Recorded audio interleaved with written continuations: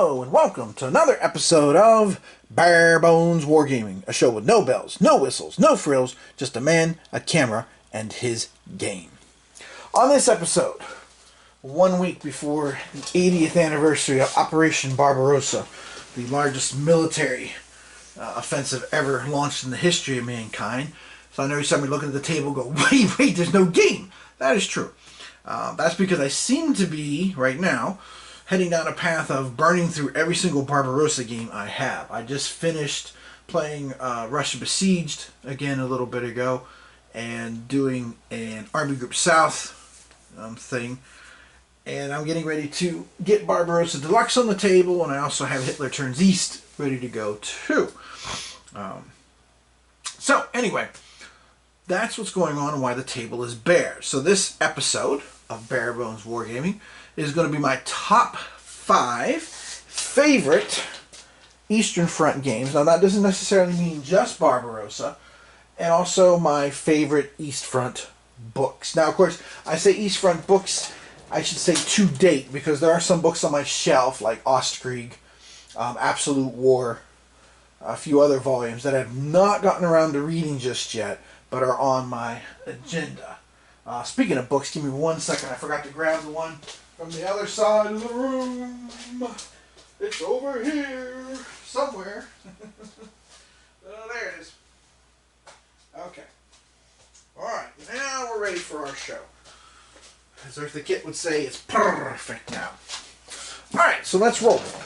So we'll start with the games, and then we'll do the books. Alright, counting down. Number 5. Well, actually, you know what? Let's do it this way. I got a better idea. Number 5. Alright, my number 5 East Front game, and again, this is all East Front games, is this one. Here, von Manstein's Backhand Blow, which came out in 2002 from G&T Games by Dirk Blenman. I hope I'm pronouncing that right. This was the last, so far, and maybe will be the last, of the Turning the Tables series, the Schwerpunkt series. There's also, the game Turning the Tables, Drive to the Baltic, and Veliki Lukai, maybe? Is that how you pronounce that one? I'm sure one of you will help me out. But anyway, this was the last of it. This came out in 2002. I've always enjoyed this game since I got it. If you want more detail on the game, I have a written review posted on Board Game Geek. One of the reasons I like this game so much is how fluid it can be. And also, von Manstein's Backhand Blow, which of course was in the spring, late winter, early spring of 1943. As you can see there at the top of the box, it says Campaign in Southern Russia, February to March of 43. It's one of those situations in military history that is very difficult to recreate the circumstances of. Much like Chancellorsville or Incheon or Antietam or any one of those kind of things. But this one does a nice job, I think. It has a nice flow to it, nice big counters, very interesting system where you have points that you use to move pieces and fight with pieces. It's very well done, and I enjoy playing it from time to time. It always comes out once in a great while, and I've always respected von Manstein's military ability. I do think he was exceptionally good at maneuver and mobile warfare. Excuse me. So, very interesting if you're curious about this time period, stabilizing things, of course, before the Kursk offensive. Very well done, easy to get into, not very hard or complex at all. Excuse me. But it does have a couple of interesting concepts that you won't find in other games. So von Manstein's Backhand Blow, my number 5 East Front game. Number 4 is actually part of a group of games, and this is Hitler Turns East, which was found in the game set 4 Roads to Moscow. And this is by Ted Racier. This is, in my opinion, to give a very simple synopsis review if you want, this is, in my opinion, the Dark Valley Light. Unlike the Dark Valley, which has a billion counters, and I'm just getting too old, to quote Danny Glover, I'm getting too old for this shit. This is armies and corps. That's it. This is an interesting game because it is chit pool. I've done a video on this game, of course, if you want to check out my Eastern Front playlist. But kind of put it in a nutshell, you issue orders, you put the chits in the cup, and then you draw them, and you have to command those units within certain boundaries, have those certain orders. But it also has a situation where Guderian can, do his own thing. You can roll a die and see if he can get away with it, kind of thing, which I do enjoy. I think it's very cool. There's a lot of things I like about this game. The one thing I don't like is the fixed weather. It doesn't allow for any variance there. So sometimes I use, quite frankly, the weather charts from Russia Besieged, which I probably shouldn't do, for this game. But otherwise, it's a lot of fun. It's not a very big game. There's not a whole lot of counters, but it's very interesting. It's an unusual take on it. But again, if you play the Dark Valley and, if you are like me, you're like, man, I don't have time for this, it's too much, and you just want Barbarossa, this game ends in the spring of 42, then this is definitely the way to go. I've always enjoyed Chitpool. Chitpool makes sense to me for two big reasons. It's great for solo play, because then you really can maximize every single move, because you don't know what's coming next. And the other thing is, I think it does a good job of capturing just how incongruous and fluid things can be, because you just never know when somebody's going to have everything cranked up, or if they're going to have things in place, or prematurely be like, dude, we got to go, we got to move. Those kind of things I like about Chitpool. So that's my number 4 Eastern Front game. This again is found in the 4-game set from Against the Odds, their annual from back in 2010, I think. 4 Roads to Moscow. This, in my opinion, is the best of the Roads to Moscow in that set. Number 3. Now, number 3 game. If Ben Boastman is watching, who's Ben Boast, one of those names, on Board Game Geek, he's probably have something to say about this. But whatever, because my number 3 game, because I just enjoy this game, is Stalingrad Inferno on the Volga. Now I know, yes, there's all kinds of criticisms of this game. Yes, it doesn't follow the historical path. Yes, there's all kinds of what if up in the air stuff, the AI, blah, blah, blah. I like it, though. I like it because it captures the essence of being in the position of the German 6th Army commander, and you're told you got to take this city. And if you're like, what, you got to do it. I personally like the AI. I have no problems when it, to quote Ben, throws the troops into the river. I have no problem with that, because to me, that's not what's happening. What's happening is somebody saying, dude, I need troops. I need to be able to move. Tweakov is being like, dude, I got to move. And Zhukov is going, yet, it's not possible. We need to husband forces for flanks to crush fascist pigs. So I have no problem with that. I played this game 23 times. And let me tell you, it is a hard nut to crack. I enjoy it every time. It's a lot of fun. I love the designer method where you can have between 1 and 6 different variations, startup conditions. You can just pick and choose if you wanted to also explore too. I think it's a lot of fun. I have a good time with it. It is one of my favorites. It does get to my table ever since I got it. It gets to my table at least once a year. It's my favorite Stalingrad game. So, yeah. If you don't like it, you don't have to, of course, naturally. We all like different things. But, no need to bludgeon people. Sorry, I know I'm getting on a bit of a tangent here and stuff, but anyway. So this is my number 3 game, because I do enjoy it. It is a lot of fun, and it's very interesting. It's beautifully done, too. And if you're interested in this, it's definitely worth getting the Gore-Tex map, by the way, because that just increases the enjoyment, being able to have that extra space. That's my personal opinion. So that's my number 3 Eastern Front game. My number 4 Eastern Front game is actually, well, it's probably better put to say that it is a trilogy, a set, if you will, of games.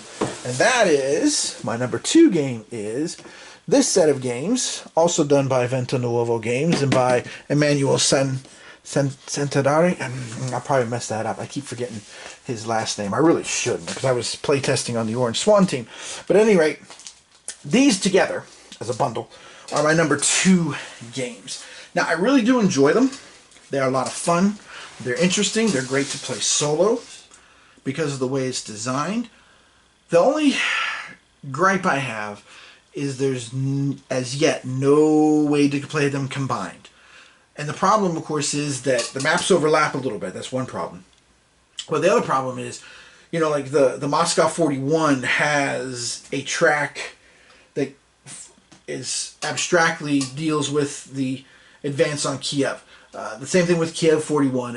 It abstractly deals with the advance of Guderian. So you need to kind of get rid of that stuff to link them together. But I do enjoy the games. They actually begin in July. You know, like Army Group Center, Moscow 41 starts after they get to Smolensk. It kind of takes the game from there. But they play real easy. They're a lot of fun. You know, as I get older, I find that I like to have games that are a little simpler, not simplistic, but a little simpler, and some that are a little more complicated. And for me, if I just want to, you know, fight Army Group North, Army Group South, Army Group Center separately, then these are very enjoyable to do. They're very interesting. They're very well done, in my opinion. And I do have a lot of fun with these games. Again, I do wish, Emmanuel, if you were watching this, you really need to make a campaign link up for this, because that would be terrific if you could like lay these out. And actually, if you use the boards that come with the games, or even the mounted map board, you can actually lay these out side by side. You'll need another table for your dice tower and stuff like that, but you can actually lay them out on a table like this without too much trouble. So I do enjoy these, and one of the reasons I enjoy them too is because if you want to try different things, it's very easy to reset the game. It's not hard at all. And it's also very friendly for solo play because reinforcements are drawn blindly. Now that can be annoying, but since you don't know what's coming or you can't rely on things, I find that very interesting. And again, I mean, you know, I've said this before, I don't have any problem with game design systems that are set up where maybe one side makes an inferior move, because, I mean, let's face it, that's what the game of chess is. You're trying to exploit your opponent's weakness, whether it's something extremely microscopic or it's just an outright blunder. And of course, sometimes you have to make adjustments. You know, I remember one tournament game I played in North Carolina, I won a piece, and my opponent, while I was busy winning that piece, got some initiative. So at one point I had to make a decision. Do I give back the piece and try to seize the momentum back, or do I just try to defend and stuff? And I ended up, after analyzing for quite a while, I want to say I thought about it for like 30 minutes. I ended up giving back the piece, which gave me back the initiative, which ended up winning me the game. So while he was busy recapturing his material, I was exploiting another weakness elsewhere. My point being that I don't care, and it doesn't bother me when AI systems or solo systems, you know, games that have mechanics that are solo friendly like this, give you the chance to exploit an enemy's mistake, even if it's a gross one, because that's pretty much, you know, that's the point. That's any competition. You're trying to exploit your opponent's mistakes, whether it's something small or, you know, something big. Like, my mind just flashes back to a high school game where we were trying to win this game, and the game was deadlocked, and finally our coach happened to notice that the opposing team, every time we put a man in motion, which usually the man in motion was helping to block, they would shift their people over. So then he started running the play the opposite direction of that. And we, of course, then we're gashing them for huge yards, and by the time they figured out that we were mixing it up, it was too late. We had scored, and we ended up winning the game. So, anyway, I have no problem, and these games are great like that for solo play. And number one, which of course if you've been paying attention to recent videos, this should come as no shocker to you. Number one is Russia Besieged by Art Lupinacci. This is really good. If you like this game, you should definitely get the player's guide, because it has some extra counters, it has extra setup cards. It's very, very cool. I enjoy this. This is my favorite game right now. It allows me to try different things. I love the Blitzkrieg versus the quote-unquote regular combat results table. Again, quick, easy game to set up and tear down. You can even do things like I've been doing lately, where you can set up one side historically and allow yourself free deployment for the other side. There's a lot of things you can do with this game, and it is enjoyable. Now, I will say, as I finish this part of the video up, I am champing at the bit to get a hold of Absolute War, which is supposed to be coming out hopefully by August. I haven't seen GMT's production schedule lately, but I am keeping my fingers crossed, because I cannot wait to get my grubby little paws on that. I've heard lots of good buzz reading stuff on Board Game Geek. It does seem like it's going to be an interesting system. It does seem like it's going to be a little bit smoother, in my opinion, from what I've read. A little more fluid and easier than Carl's other game, the No Retreat, the Russian Front. But we'll see. But I cannot wait to get... I mean, I'm just basically... I'm rubbing my hands together with glee, being like, gimme, gimme, gimme, gimme. That's the way I feel right now, but I can't, of course, like the rest of you, I can't get my hands on it just yet. So for now, although this list could change once Absolute War comes out, this is definitely my number one. I enjoyed the old Russian campaign, but this is, I've said it before, so I'll say it one more time. This is the Russian campaign on steroids, and it is awesome, in my opinion, be it ever so humble. So there's my top 5 East Front games. All right, time for the books. Now, with the books here, I'm going to start out with a couple of honorable mentions. And then I'm going to give my 5 favorite books. And again, with the caveat that I have not read some books yet. Barbarossa Derailed by Glance is still sitting on my shelf. So just keep that in mind. However, a couple honorable mentions. First of all, I have to mention this because I'm sure I'm not the only one that cut my teeth on this. But when I was in high school, I stumbled across this. And I read some of it. I didn't have time to read it all before I had to get back to the library. I forget what happened. I think chess got in the way too at one point. But then when I was in college, I used to go to the Newman Center book sale, which was near the university I attended. And they had great book sales that were really cheap. As you can see, this book here, if I can get the map out of the way, I only paid 75 cents for it. So, I mean, for the book that was $10 back in whatever this was, 65, 64, something like that, which of course would have been a heck of a lot of money back then. But as you can see, this is an original, beaten up copy, which I still hold for nostalgia reasons. I have the newer title, which is called Hitler's War with Russia, but it's the same text basically. But this one was the one that really fueled my imagination about the Eastern Front. I mean, I know there's issues and such with it, but even today I like to read through it for some of the stories because, some of the stories that at first seemed rather fantastic. Like, for example, this is the first place I ran into the whole thing where the Soviets were using dogs with bombs on their strapped to their back to go underneath German tanks and stuff.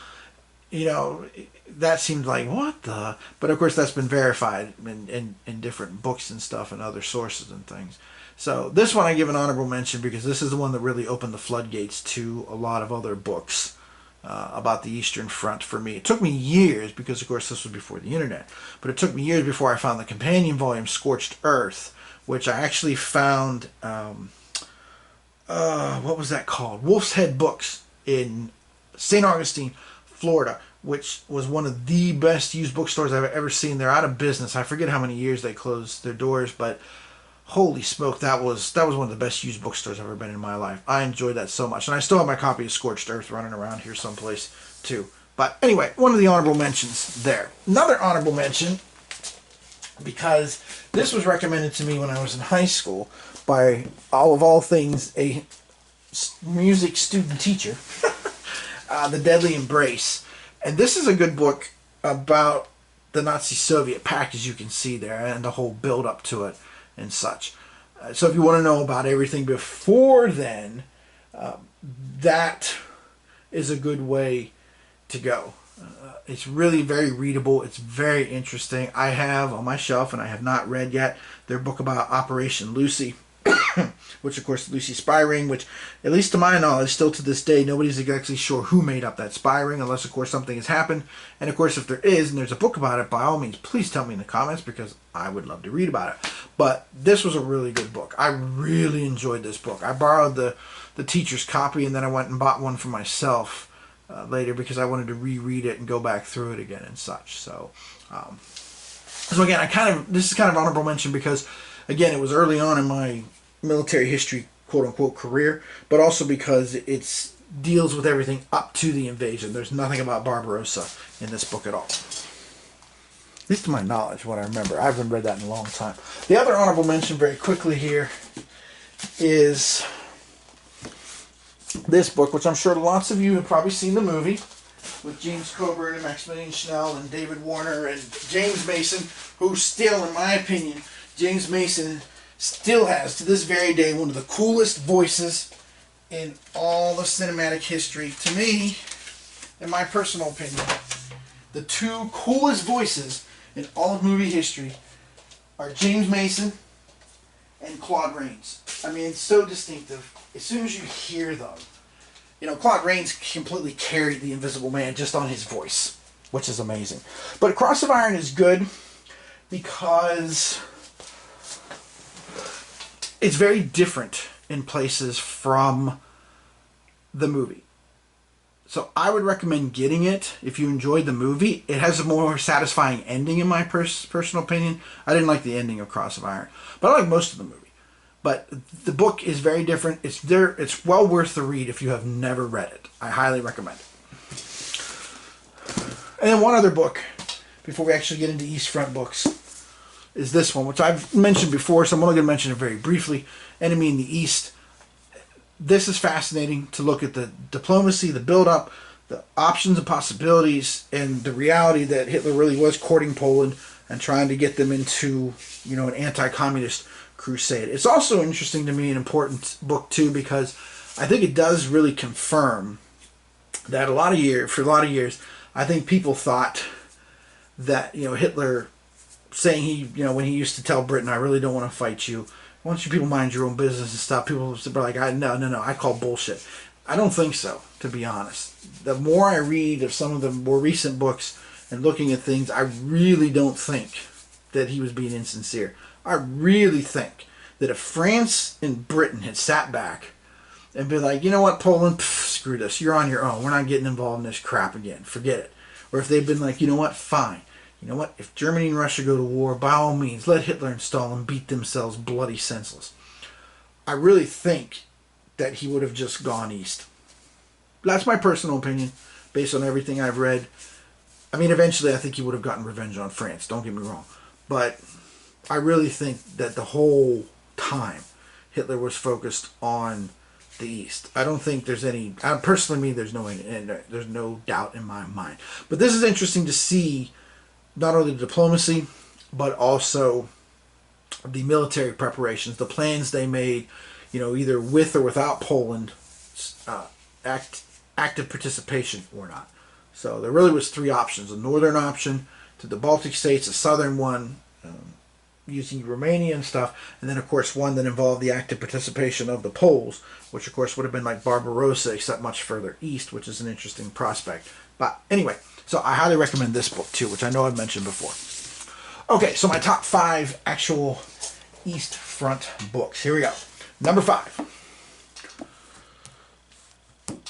David Stale's first volume, which I've read almost all of his now. The one I don't have yet is The Retreat from Moscow. Well, I have it, but I haven't read it. But I read his other ones, you know, the Kiev one, and Typhoon, and I forget. Is there another one? Hang on a second. Let me see.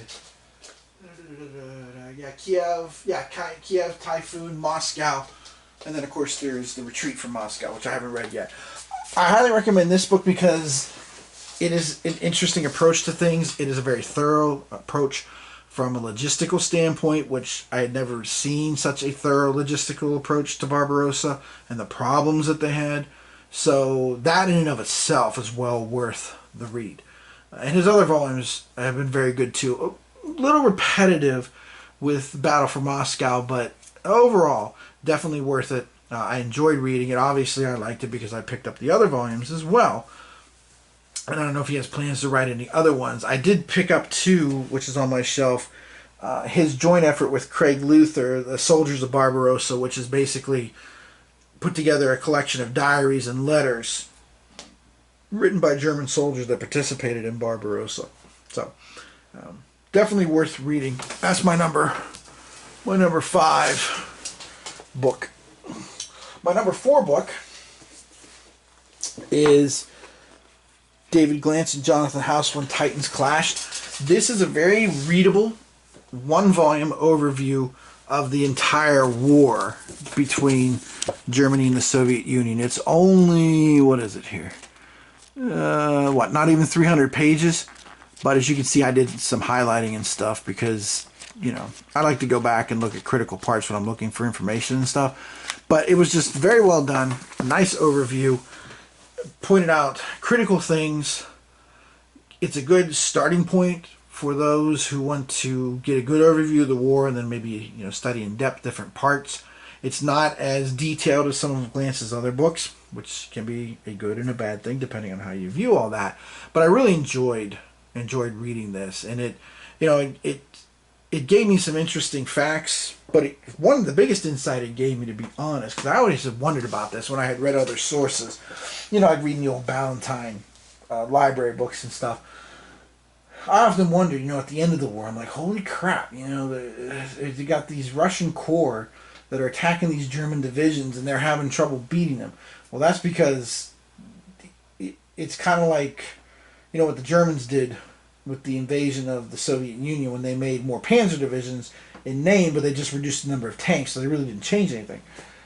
The manpower losses at that point for the Soviet Union were just staggering. And that was part of the reason that the Germans were able to hold out with these smaller formations against these quote-unquote bigger formations, because they weren't all that much bigger. So that was interesting.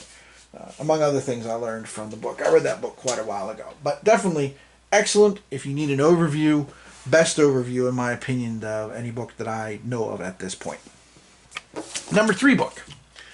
If you really want to understand how the Germans were able to get so far so fast, you've got to read this book, Tank Warfare on the Eastern Front. Now, there's 2 volumes. There's another volume that covers 43 to 45. I have yet to read that. But this was fascinating. I mean, this looked at the war in terms of explaining what exactly went on. Because, you know, all of us have read things about the Germans being surprised running into T-34s and stuff, but yet they were still able to advance, even though their anti-tank guns, you know, they even called them door knockers themselves. But really, Forchek, and I think that's how you pronounce his name, I hope so, he really illuminates things by showing that it really was the German combined arms approach that was kicking the Soviets' butt. It really was the superior training and leadership and methodology that was just crushing to the Soviets, that overcame those quantitative problems that the Germans ran into. And again, there's a lot of detail here, but it's very readable, quite frankly. And again, I did a lot of highlighting because there was a lot of stuff I found in here. I just have a little method. If you look at this page, pink is for super important stuff. So if I ever want to go back and look at a chapter and find the most critical stuff, that's the pink. Blue is cool stuff, but not super important. And green is either quotes, or if you look over here, you can see, 24th Panzer Corps highlighted, because that's always been my favorite Panzer Corps. I can't exactly explain why. It just is. But anyway, definitely if you want to understand, you know, what went on, how they got so far so fast, and how they were just smashing the Soviets despite, you know, all the stuff that was thrown in their way. This book really gives you the answer at a smaller tactical and operational level to what was going on. Terrific read. Like I said, I can't speak for the second volume yet because I haven't got to it yet, because quite frankly that part of the war doesn't interest me as much, I'll be honest. I'm more interested in exploring what happened at the beginning, and also, of course, from a gaming standpoint, getting information to try what-if things. Because, you know, to me, that's, from a strictly military history standpoint, that's one of the great what-ifs, you know, one of the great interesting things in military history is, could Barbarossa have actually won? Was there any way the Germans could have won? So, anyway, that is number 3. Number 2 is a book I just read recently in the last month, War Without Garlands by Robert Kershaw. This book was amazing. Now, I've mentioned this before, so I'm not going to go over this again, but holy smoke on that, okay? We're just going to leave it at that. But the maps were really good. There was other things in here, too. Somewhere along here, he actually spent the time, I don't know where it is, but somewhere in here, he actually spent the time to break down how the German Panzer Corps and stuff, the way the division things would operate with their advances. But I'm not sure what page that was on. Oh, here we go. I mean, this is really cool. It's basically showing the overview and then even showing, like, you know, when they would encounter a village and stuff, you know, what they would do. The only criticism I have of this book, other than the format, is that it was a bit repetitive. It did a nice job covering all parts of Barbarossa, Army Group North, Center, and South. But at times, I did enjoy what he was trying to craft. But at times it did get a little repetitive with some of the first-person accounts. His point was getting across and was definitely established, but he was being a bit more verbose than he needed to be at times to prove that point. The other thing that I don't know if it bothered me about the book, but the other thing I guess I felt was lacking was, and my number one book I think does explain this, and that's part of the reason it's my number one book still, explaining just the initial, right off the bat, right at the beginning, June 22nd, June 23rd, the Soviet savagery right off the bat in response.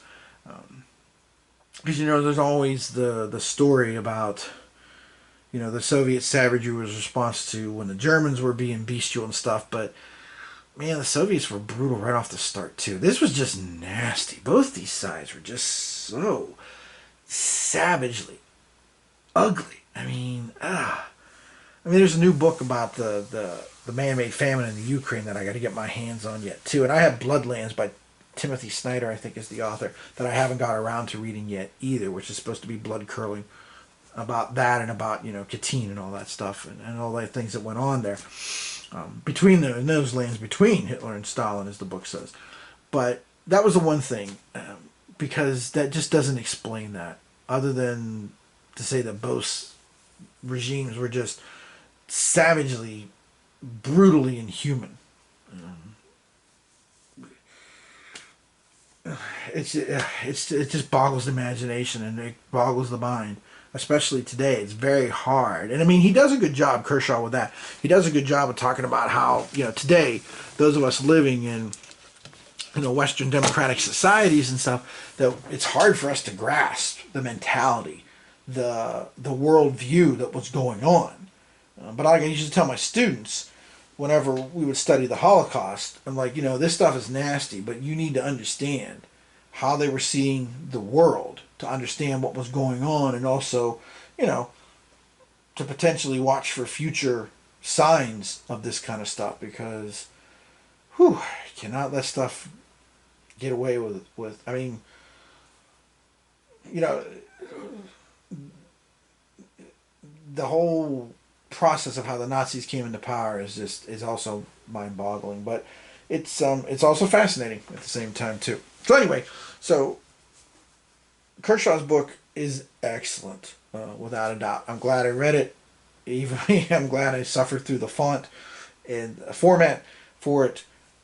But again, those two things kind of put it into my second place book, which my first place book, by the way, handles both of those topics and gives analysis and explanation for, and that is still King of the Heel, is Barbarossa Unleashed by Craig Luther.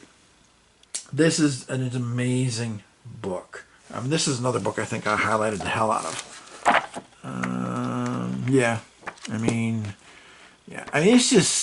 It's just amazing.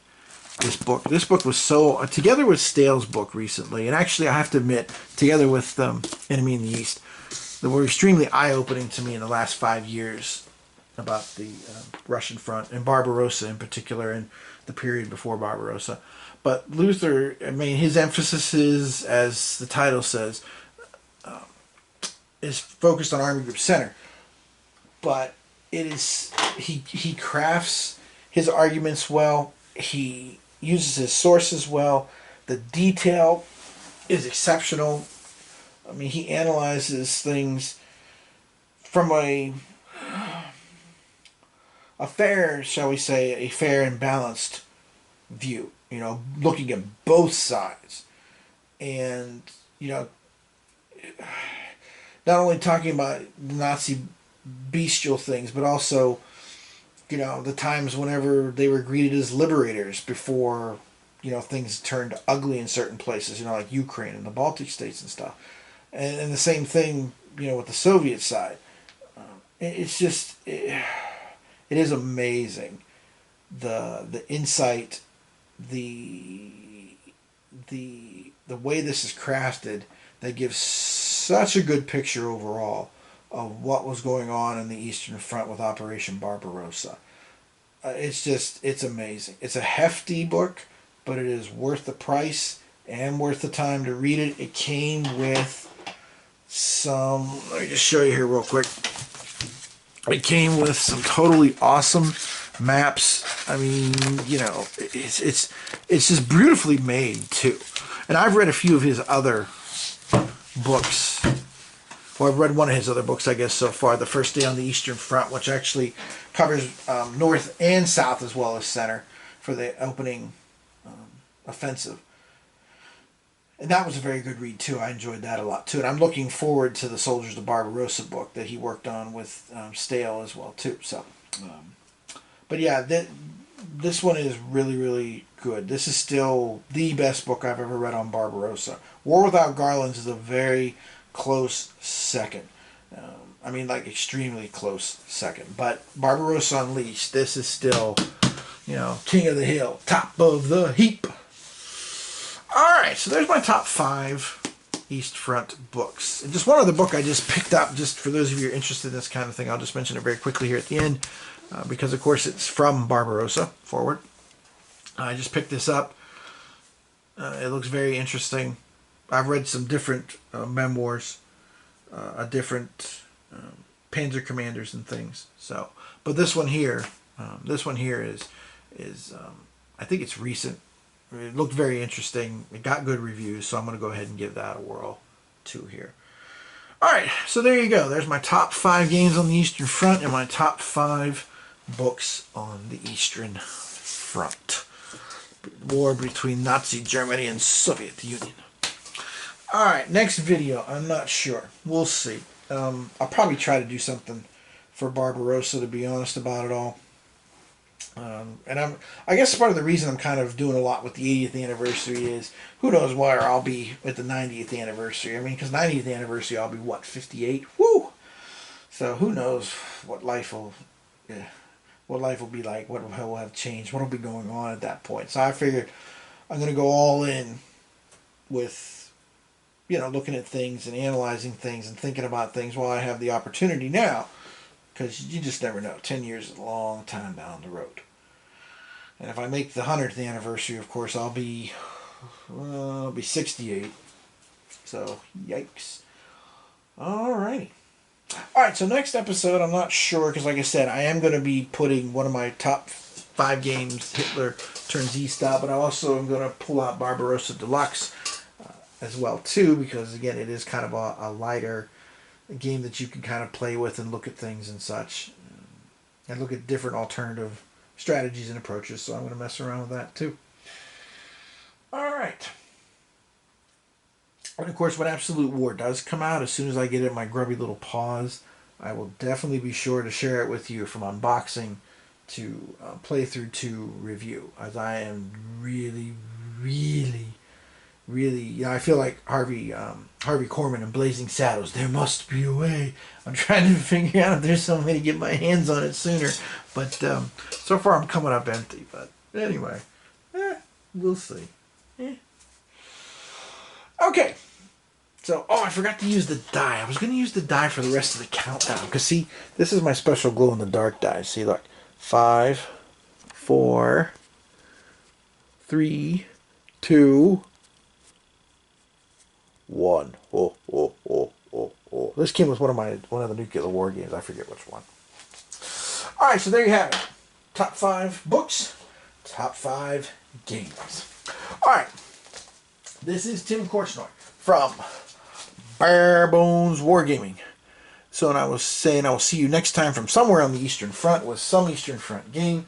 I'm just not sure which, because I'm not supposed to know this. But for Father's Day, I'm getting Stalingrad 42, which I know is outside the scope of Barbarossa. But of course, next year's 80th anniversary of Case Blue. But that's supposed to be coming. My little one, my 5-year-old, blabbed. So, yeah. So at some point, I'll probably share my impressions of that with y'all too. So, but shh, nobody's supposed to know. All right, as always, thanks for watching, and I will see you next time.